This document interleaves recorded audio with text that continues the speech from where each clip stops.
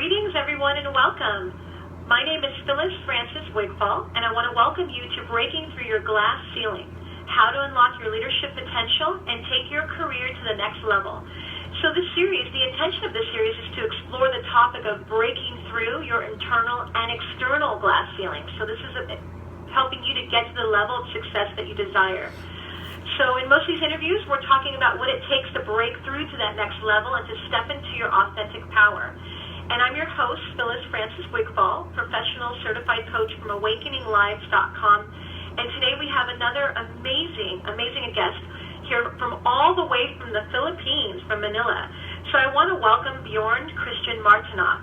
Hi, thank you, Hi, Phyliss. Bjorn. Hey there, how are you? It's so great to hear your voice. Yes, it's so good to talk to you. So Bjorn's good to talk to you. topic today is From Power to Leadership. I have known Bjorn for about 15 years, as we were saying, so it's really excited to connect and to share your wisdom with this audience. And so, Bjorn, I wanted to share a little bit about your bio. Oh, please do. For those of you listening, his bio is located on the page right below, so you can see it in full. And Bjorn's a global CEO coach and the author of the book, Develop Exponential Power, which was recommended reading by Harvard's most influential global leadership thinker, Marshall Goldsmith. Wow, Bjorn, that's pretty awesome. Yes. I feel blessed. And Bjorn, yes, wow. And Bjorn has 20 years experience as a coach and organizational development consultant, author, trainer, and facilitator. And in his work, Bjorn applies insights from his behavioral sciences, action learning, extensive research, and integral development to help the world's greatest leaders expand their individual and organizational capabilities and performance. So welcome. Thank you very much. We were also just featured on Bloomberg TV's Thought Leaders series. Yeah, I was announced as a thought leader of thought leaders. I was like, whoa, who's that? Thought leader of thought leaders. Yeah, what a compliment. That's pretty awesome. Yeah, what a compliment. Compliment. Yes, thank you. Thank you for very excited to be time out here. of your busy schedule. Yes. Cool. So Bjorn, I'd love for you to tell the audience a little bit more about yourself and how you got to where you are today. Yeah, since this is about personal breakthroughs and breaking through our own internal as well as external glass ceilings, also known as barriers, right? You might as well start a little bit with my own life. I basically grew up as a kid in Germany. I was born about 15 years after the war. Things were not doing so well yet for the country, right? And money was not abundant, and I had to find my own toys in other people's trash cans. And Wow. yeah. So that was kind of like the reality then. I grew up also with a father who meant well, but basically was telling me, you're not good enough, you never will make it, you're not this, you're not that, right? And even though he meant well, me hearing these things repeatedly, I at some point didn't just hear it. At some point, I started to believe it, and that was even worse than just hearing it, And so I became a very shy man, very introverted. I couldn't speak in front of more than one person because I'd start stuttering sometimes even. And so I had to find ways of breaking through that, that was limiting me in my own life, so to say, right? And in the process of discovering my own new ways of breaking through all these things, right? I studied heavily on things like power and confidence, right? And there was a lot of books I read about this topic called power. It seemed to be very popular in terms of books. But when I read these books, I wasn't really satisfied. I was actually quite disturbed by what I read there, because one of these books, very popular, is called The 48 Laws of Power or something similar. And what I read there was about how to trick people, how to manipulate situations, how to create deception, right? And so it was like, trying to absorb this, but I didn't sleep very well, and I was like thinking to myself, how can this be power? This is so negative. Yeah, maybe you can find a way to win that way, but it didn't seem to be powerful to me. It didn't seem to be positive to me, right? And so as I was thinking about it, I said, well, maybe this is something else, not power. Maybe, and it eventually came to me that this was force, right? It was not power. Yeah. And imagine, Phyliss, if somebody forced you to do something, are you going to like it? No, I'm not. Not I'll right? resist. Yeah. Are you going to go, if somebody forced you to do something, are you going to go through your day all chipper, excited, enthusiastic? Probably not. Probably not, right?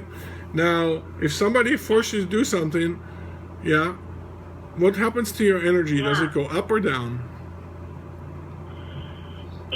It's going to go down. I'm going to be resistant. I can already feel the energy when I'm being forced to something. Sometimes I want to dig my heels in, especially if it's not something I'm wanting to do or feel comfortable with. Yeah, very good. So the energy goes down, and you may be even resisting it, right? Because who wants to be forced, right? We're all individuals. We want to have choices. So when I discovered that, I said, okay, that's seemed to be force. When force is present, right? And the world's largely confused between force and power, but when force is present, the energy goes down. Yeah, the energy goes down in ourselves and in others. Yeah, and that then brought up the next question for me is then, okay, so when this happens with force, right?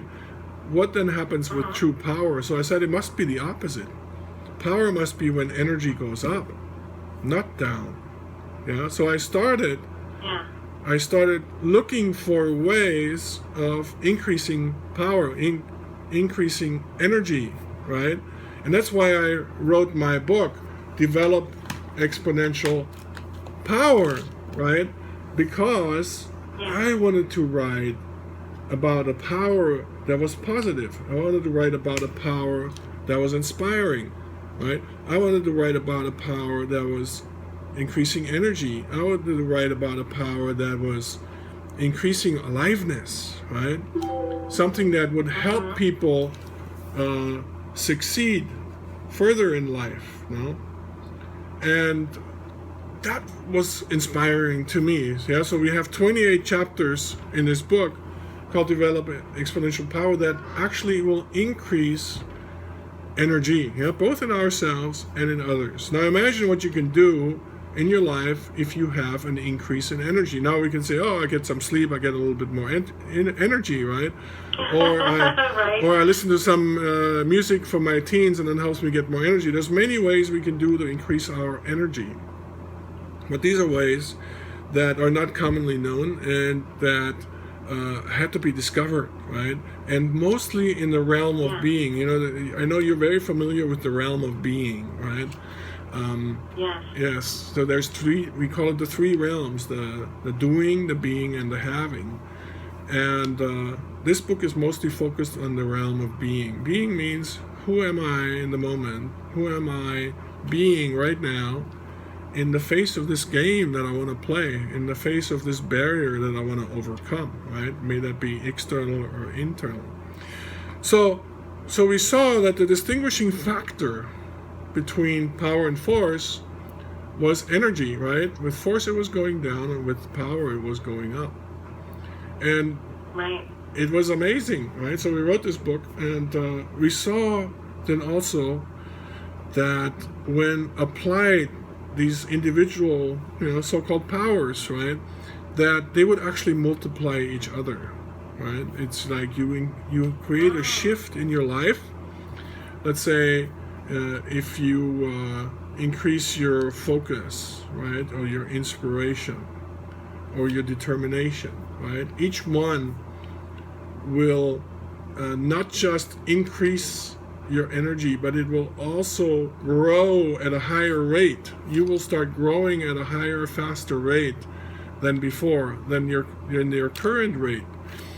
And if you do this repeatedly, you'll see that each shift is actually a shift in direction upwards, right? So it's a change in angle, and then each time it shifts, and then you actually have an exponential growth curve developing now. And it doesn't take all 28 chapters. You can just use 4 or 6 or 8. It's up to you, no? But then we discovered a new problem, because I'm also a leadership coach and executive coach. I work with a lot of CEOs around the world, globally. And we saw that now when we're bringing this game of management versus leadership, that there are actually implications of that. You know? So any questions so far you have for me? Yeah, I mean, this is really rich stuff. And so I was listening to, so I hear what you're saying, like the power brings the energy up, and then versus the force, which brings the energy down. That's right. And then with the exponential power, that kicks in when you're making a shift, or you're making a change, and then it starts to build one upon another. Yes. Is that what you mean when you say exponential power? Exponential is when you have multiple shifts, not just a single shift. Okay. Yeah. Yeah. And then these multiple shifts, once you shift in one way, it then starts to create multiple shifts. That's right. That's right. Until the energy. And we do this actually. Energy forward. That's right. We focus on this in our coaching and also in our workshops, because we work with a lot of executive teams, to create breakthroughs for them. Can you give me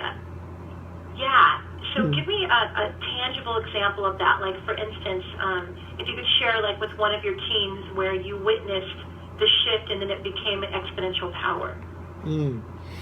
Yeah. So when you see that power versus force is all about energy, right? And then you see that power is about increasing energy, and then eventually you start to see that power is energy, yeah.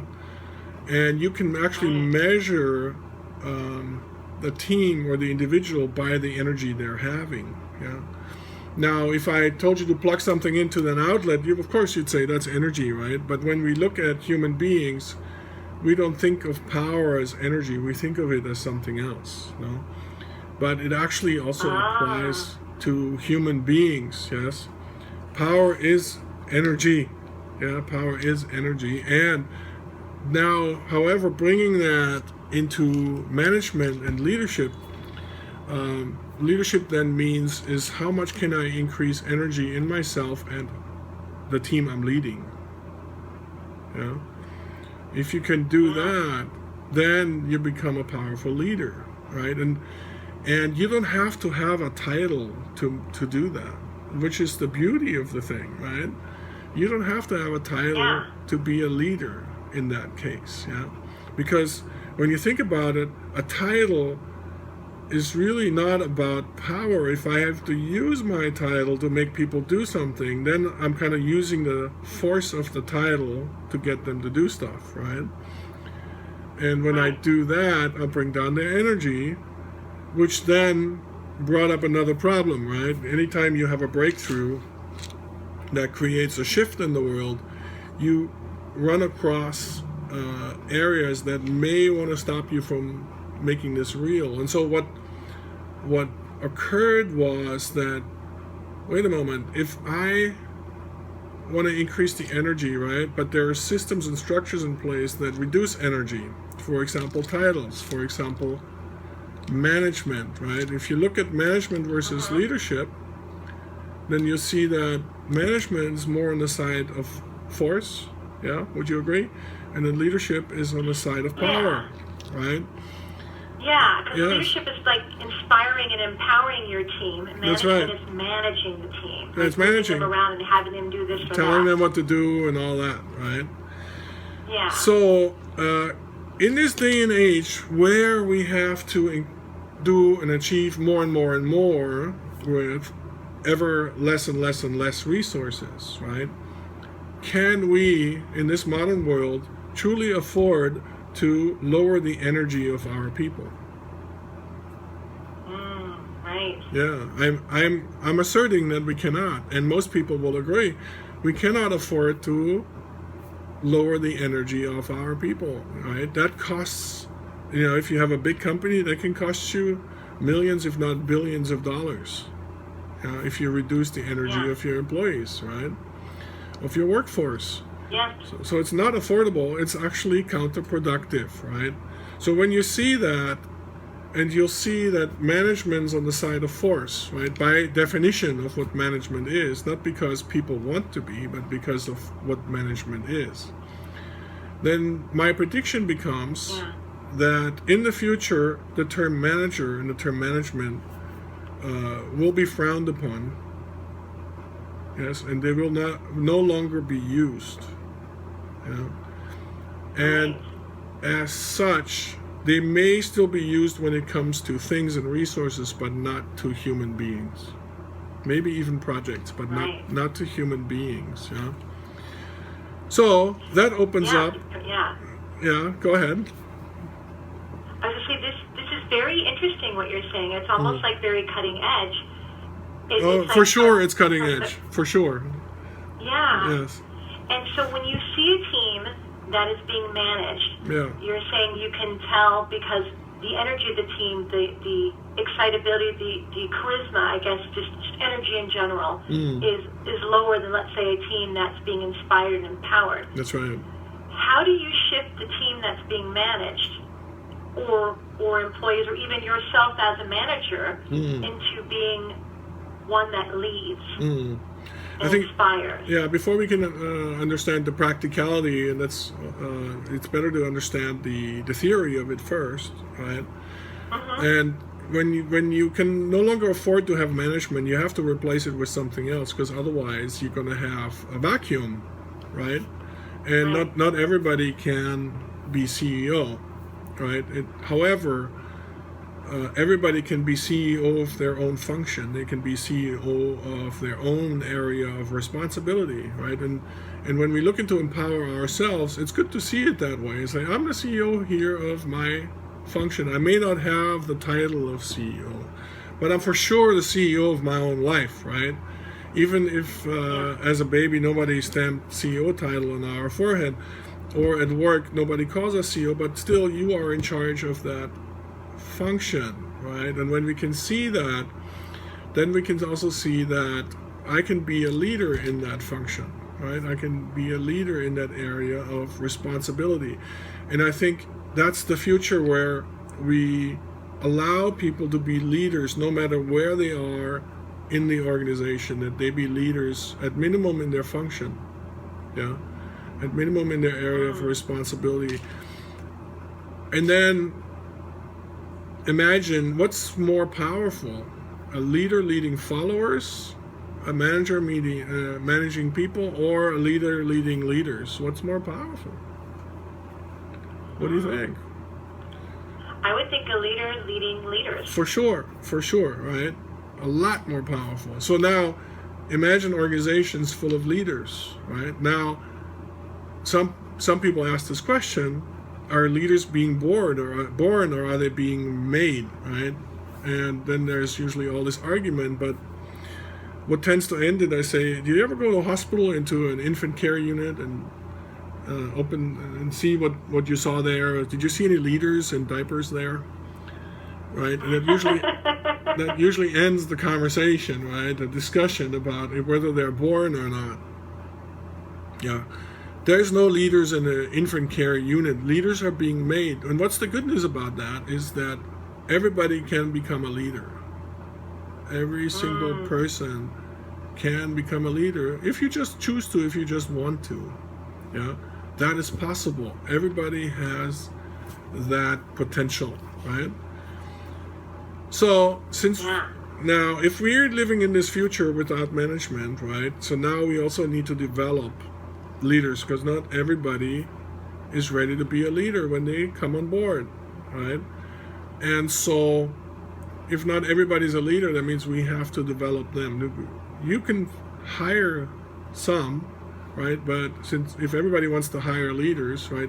Once everybody knows what a leader truly is, and there's a lot of confusion between management and leadership in the world. You can see it already when in the titles, right? There's team leaders, and then higher than team leaders are managers, but then higher than the managers are leaders again, right?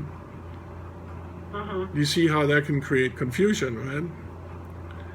Yeah. The same as with power and force, there's confusion when they say, oh, may the force be with you. Right? And then they call a position, they call it positional power, which it's not. A position is always force, it's not power. Yeah? So these are important distinctions for this future that we're living into currently, even in the current times. This is very applicable. So if you're no longer developing managers, what do you develop now? You have to develop leaders, and then you have to see that there's levels of development or phases of development.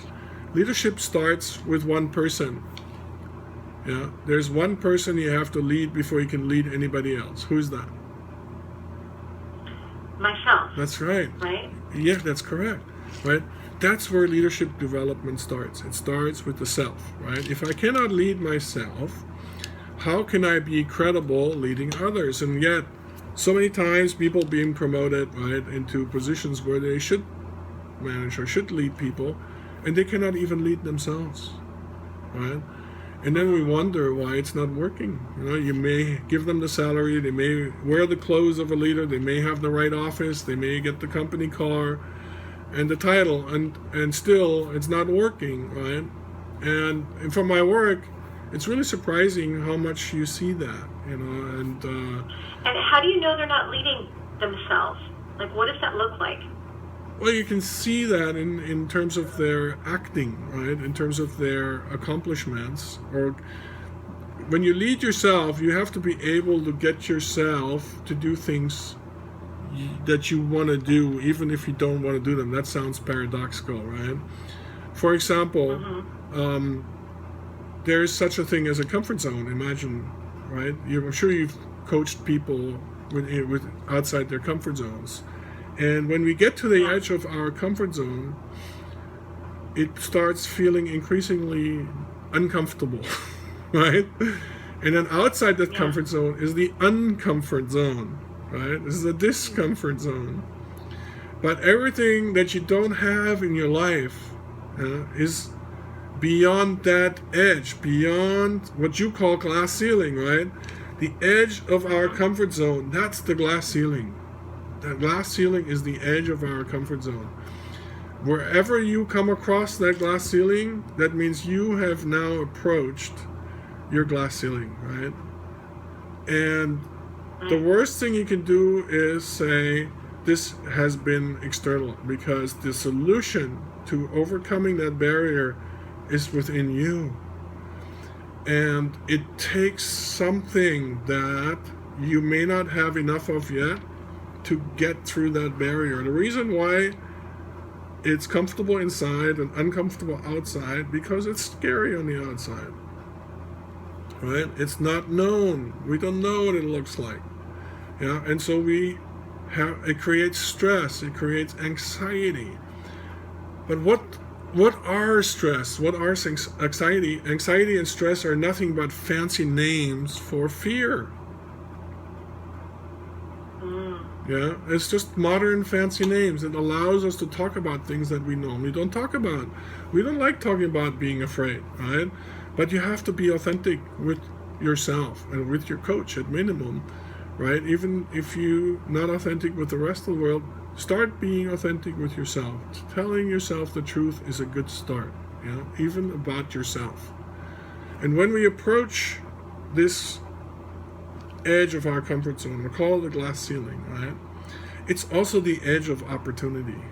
Yeah, beyond that is opportunity, because what you have currently in your life, that's what's within your comfort zone. That's what's available within your comfort zone.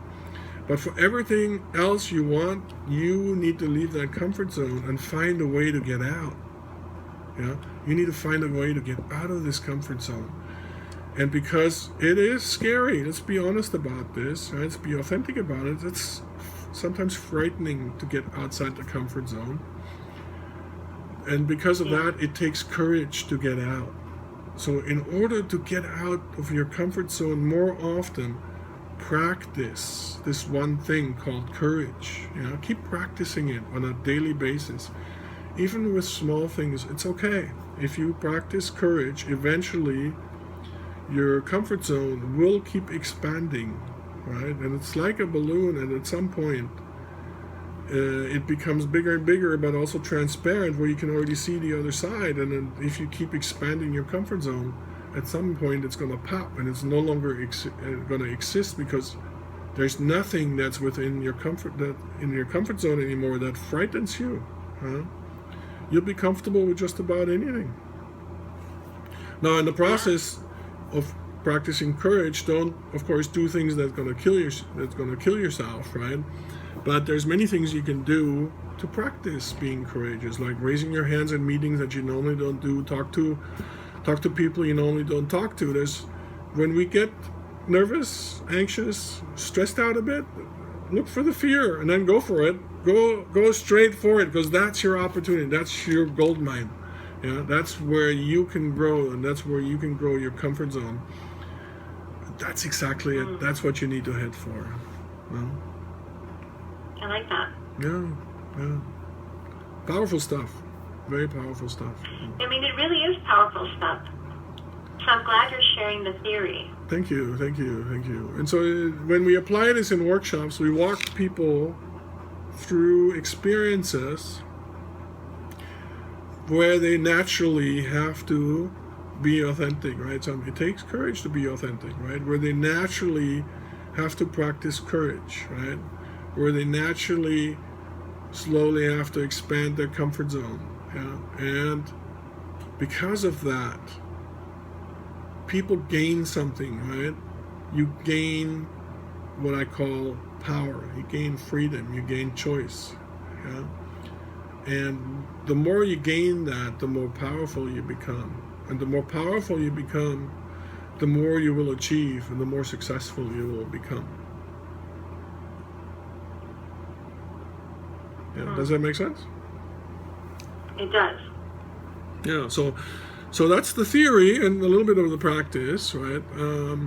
And so we've been doing this for many years, and you'll see when the team is all charged up, ready to go, but that's not the only thing that's important. That's energy, right? Energy is the baseline. And then, of course, when you work with teams, you also have to align that energy. It doesn't help you when you have one part of energy going in this direction and another part of energy going in that direction. And that's called then energy disbursement. You may have a lot of energy, but if everything pulls against each other in a different direction, then it's going to work like counterweights, yeah, and act against each other. So you have to align these energies, and that's a whole other process, you know, aligning teams towards the same outcomes, you know, towards where they want to go and how they want to get there. And that's what we do, and that's very difficult work, right? It's a lot easier. We make it look easy, but when you first start doing this, it's not easy.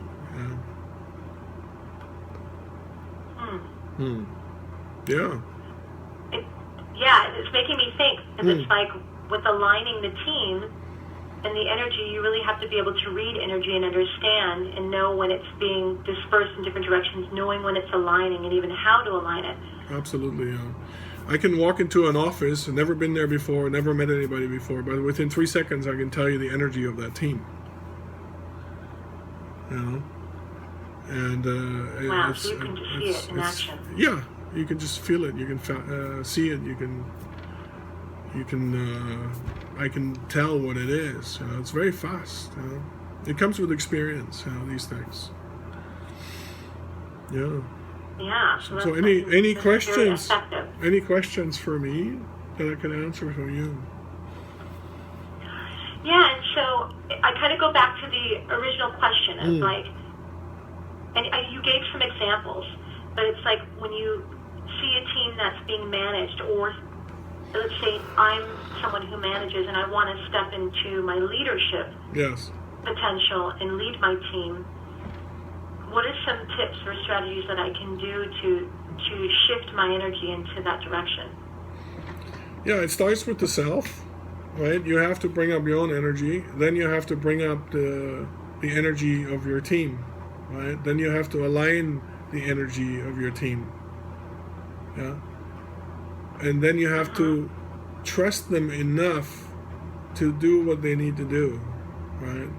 In a way, you have to be able to let go of control, because control is management, right? Control disempowers, control lowers energy. Yeah, that doesn't mean you don't support them, right? You still support them. Yeah, but when you do all these things, you can't help but succeed. Yeah. Of course, there's many factors. That's why there's 28 chapters in my book, and unfortunately, we don't have time to go through all of them. No, right. But it's available on Amazon, and you feel free to order it. It's available in print and as a Kindle book. Actually, all of my books are available in print and as Kindle books. So. Yeah. Excellent. Yeah. So it's kind of we're disrupting and interrupting what people think leadership is, yeah, and taking it to a new level, taking it to a whole new horizon. This thing called leadership, yeah. As a leader, we work with energy, we increase energy, and we work with people's potential, and we increase their potential. We basically, that's a skill I need to know as a leader, is to how to unlimit the potential of our people, right? When we can do that, right? When we can unlimit the potential, there is nowhere you cannot go, yeah? And the only thing that's going to stop you is your own belief system that that's not possible, right? Your own inner sarcasm, your own voice may want to stop you from doing that. No? Yeah, so it's important to also overcome your own self. That's why self-leadership is also important. And then, of course, there's after self-leadership, you need to lead followers. Then you need to be able to lead equals or peers, and then you need to be able to grow into the ability to lead leaders, right? And so that's the progression, right? That's the path for leaders to develop themselves and others. And I love that you say this, because this is why some of the most, and I say some, all of the most effective leaders have a support system, whether it's a coach or a mentor or somebody to support them, because they're then getting support into self-mastery, self-leadership, and then being able to transcend to the next level of leading their teams. Yes. And then soon leading leaders. Yeah, so we call this framework that we've developed, we call it the future of leadership, right? Or call it Leadership 3.0, if you will. Yeah, it's a paradigm shift in how we view leadership. It's the world's largely confused between power and force. There's a lot of leaders out there that feel they can lead with force, right? And but the success of that will always be limited. And many times when we apply force, the current situation may change, but because it wasn't chosen, right? It was forced. It's like there'll be like a rubber band attached to it, that as soon as the force goes away, the rubber band pulls it back to where it was. Yeah, and that's where the problems come in with force, right? Because you have that illusion that things have changed, right? And on the surface, they may have changed. But then as soon as you let go of that force, it just goes right back to where you started, right? And everything gets nullified. All your effort gets nullified. And change that doesn't last, is it really change? We have to ask ourselves. You want sustainable change. Yeah, if it's not sustainable, have we really made a change? Yeah. And I'm asserting that it's not change, right? That's just force. A force applied. As soon as force applied goes away, the old way, the old state of being returns. But we cannot say that force is always an enemy, but most of the time it is, but not always. For example, if you're a leader and your building's on fire, you're not going to set a meeting 2 weeks from now. right, to evacuate the building, you will just tell people to get out, right? Right now. Right now, right? So force at that point is a good thing, right? There is a place for force. Also, force is it's a developmental step, right? When people go from a place I call disempowerment to a place I call empowered, right? From disempowered to empowered. Many times, because when we're disempowered, we're stuck in this comfort zone, and to get out, we kind of have to force ourselves out of that comfort zone. And because we're forcing ourselves, we now feel that we also need to force others out of their comfort zone, right? What happens when we go from disempowered to on the way to empowered? I call that the hero's journey because it takes a lot of courage.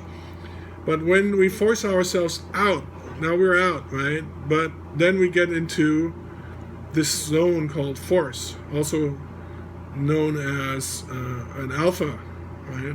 Alpha zone or alpha state, what they call people alpha leaders, right?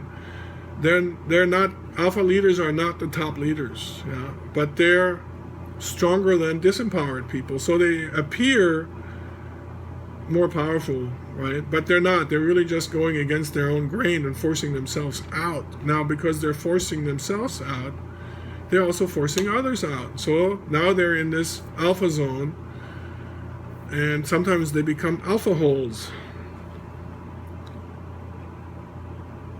That's a joke. I was really thinking about it too. I'm like,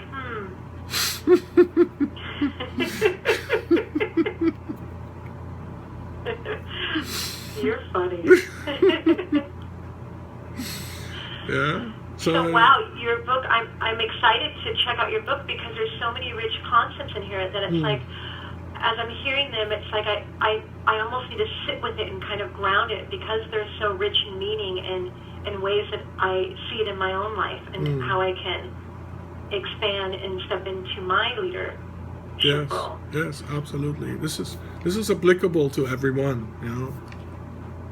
But my target market is executives, you know, but it's really applicable to everyone.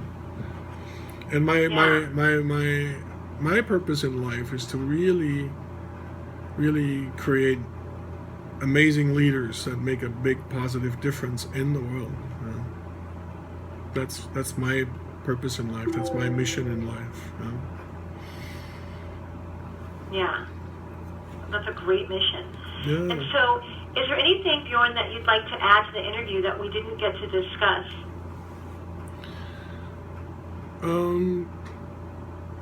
Maybe just if people want to reach me, they can just Google me, Google my name. I have 3 websites, and my books are on Amazon. So you can learn a lot more about me. There's more books in the works. I'm sorry I can only go so fast, and I don't pop them out faster, right? But I always also have to still make a living somehow besides writing books. Writing books itself is not a huge money maker, but they're amazing books, and they will change your life, and they will change the world. That's amazing. And so for those of you that are listening, if you look below, you'll see Bjorn's bio as well as the links to his website. I know, Bjorn, you have a gift to share with the audience, and so I wanted to give you an opportunity to share a little bit about that. Oh yeah, we have, there's a video that's available, right? And earlier I spoke about how to unleash your potential, right? How to unlimit your potential. And in that video, I will walk you through a process that will help you understand how this happens exactly, right? And you will have access, like you will find the door through which you can walk in this video, right? You not literally, but spiritually walk through this door, right? In spirit, right? Maybe not spiritually, but in spirit, you walk through this door because it will have an impact on your spirit, right? In Europe, we say the more your spirit you have, the more courage you have, and that's one of the things that you will practice, and that's what's going to help you get through that door, right, out onto the other side. Yeah. and Wow. that journey from that door to the other side, right, where there's no more limits, that's the hero's journey, really, right? And I will show you to get how to get on this journey and make it through this journey, whether through little steps or big steps. It's up to you, but you will get there if you really want to. And that's amazing. It's amazing. And that video will change your life forever and ever. That is very cool. Yep. Thank you, Bjorn. That sounds like a very cool process. It is.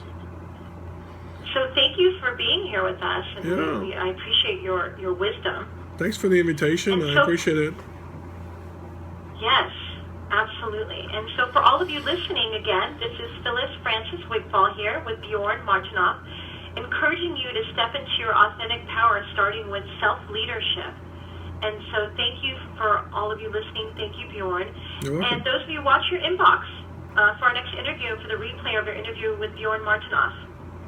All right. And then we'll see you soon. All right.